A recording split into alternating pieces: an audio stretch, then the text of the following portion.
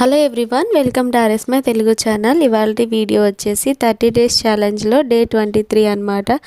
So day 23లో వచ్చేసి hair clips making ఎలా చేసుకోవాలో చూసేద్దాము. ఎందుకోసం ఇక్కడ నేను ఫెల్ట్ షీట్ తీసుకోవాలి. ఫెల్ట్ షీట్ తీసుకొని ఇలా రౌండ్గా కట్ చేసుకోవాలి. మనకి ఎంత సైజులో ఫ్లవర్ కావాలనుకుంటామో సో ఆ సైజుని బట్టి ఇలా రౌండ్ షేప్లో కట్ చేసుకోవాలి. అండ్ మిడిల్లో వచ్చేసి మరొక సర్కిల్ని డ్రా చేసుకోవాలి. సో ఆ సర్కిల్కి లోపల వైపుకి రాకుండా ఈ విధంగా క్యాప్ బీడ్స్ని స్టిక్ చేసేసుకోవాలి.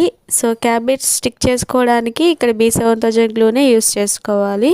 సో వీడియోలో చూస్తే క్లియర్గా అర్థమవుతుంది. గ్యాప్స్ ఏం రాకుండా కరెక్ట్గా రౌండ్ షేప్ వచ్చేలాగా ఈ క్యాప్ బీడ్స్ని స్టిక్ చేసేసుకున్నాము. అండ్ మిడిల్లో వచ్చేసి షుగర్ బీడ్స్ రెడ్ కలర్ తీసుకున్నాను.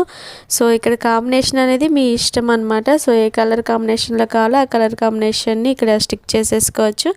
ఇక్కడైతే నేను రెడ్ కలర్ తీసుకున్నాను. అండ్ ఇలా స్టిక్ చేసుకున్న తర్వాత కొంచెం ఇలా ఇదిలిచ్చినట్లుగా చేసి ఇంకా ఎక్సెస్ ఏమన్నా బీడ్స్ ఉన్నట్లయితే వచ్చేస్తాయి. లేదు అంటే ఇంకొంచెం గ్లూ అప్లై చేసుకొని గ్యాప్స్ ఏమైనా ఉన్నా కానీ ఫిల్ చేసేసుకోవాలి. ఇప్పుడు వచ్చేసి నీట్గా ఎడ్జెస్ అన్నీ కట్ చేసేసుకోవాలన్నమాట. సో కొంచెం టైం తీసుకొని నీట్గా కట్ చేసేసుకోవాలి, ఎడ్జెస్ ఏమీ కనపడకుండా.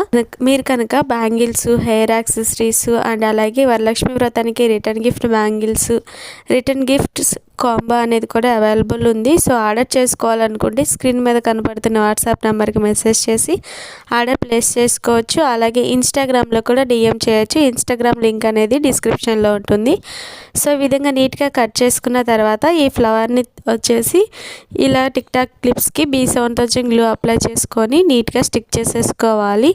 సో ఇలా స్టిక్ చేసుకున్న తర్వాత ఒక 2 అవర్స్ లేదా 1 అవర్ పూర్తిగా ఆరనివ్వాలన్నమాట. సో చూస్తున్నారు కదా, ఫైనల్ అవుట్పుట్ అయితే ఈ విధంగా ఉంటుంది. ఈ వీడియో మీకు నచ్చినట్లయితే లైక్ చేయండి, షేర్ చేయండి. మరిన్ని అప్డేటెడ్ వీడియోస్ కోసం ఛానల్ని సబ్స్క్రైబ్ చేసుకోండి. Thanks for watching this video. Thank you.